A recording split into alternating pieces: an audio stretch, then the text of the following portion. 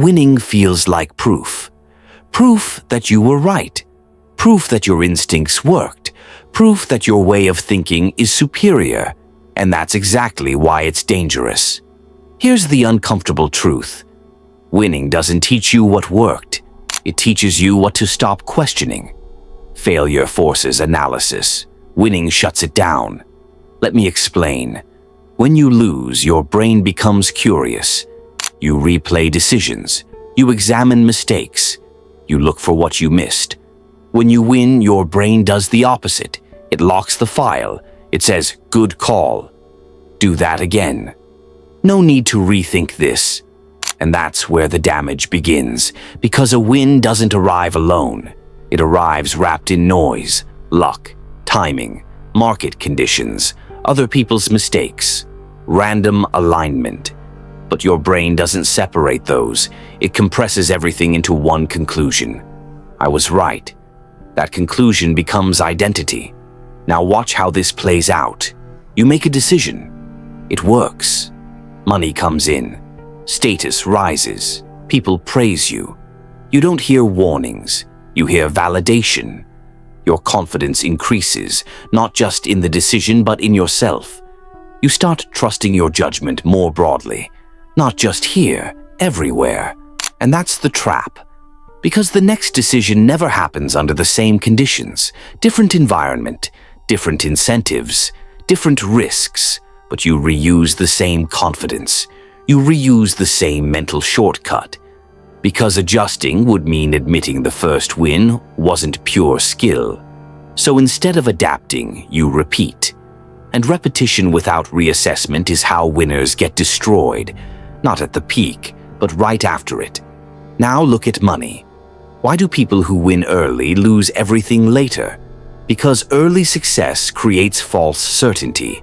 They mistake a favorable cycle for mastery. They mistake momentum for control. They mistake survival for superiority.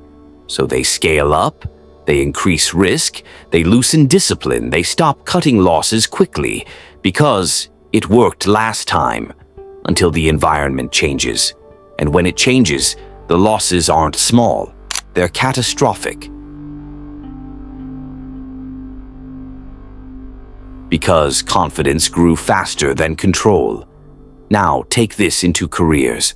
Why do fast risers fall hard? Because early wins freeze behavior.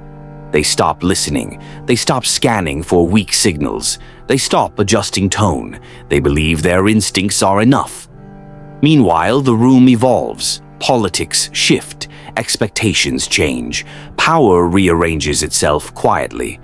But winners don't watch for danger. They watch for confirmation. And confirmation always arrives, until it doesn't. Now here's the part most people miss. Winning doesn't just inflate ego, it dulls sensitivity. You stop feeling small risks. You stop noticing friction. You stop detecting subtle resistance, because success anesthetizes awareness. It makes danger feel distant. That's why winners walk into traps losers would sense immediately. Losers are alert. Winners are relaxed. Relaxation is lethal in complex systems. Now look at relationships.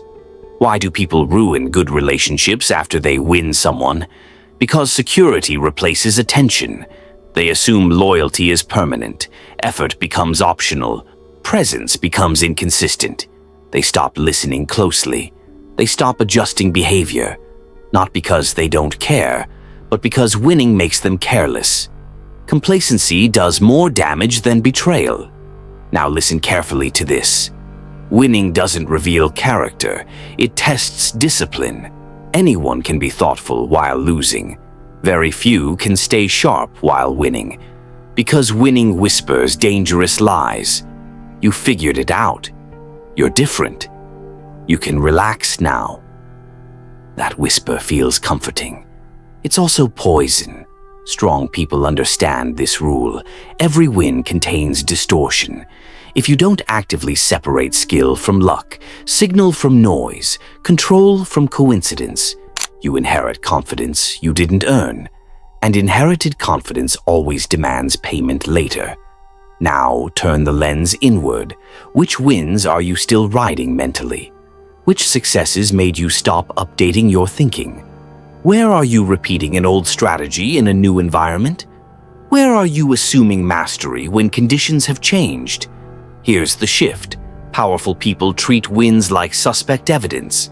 They interrogate them harder than losses. They ask, what conditions made this possible? What part of this wasn't me? What would break this next time? What happens if timing reverses? They don't build identity around outcomes, because the moment you identify as a winner, you stop protecting against losing. And that's when ruin begins. So remember this: failure sharpens perception. Winning dulls it. Failure keeps you alert. Winning invites sleep. If you don't stay awake after success, success becomes the setup. Stay sharp.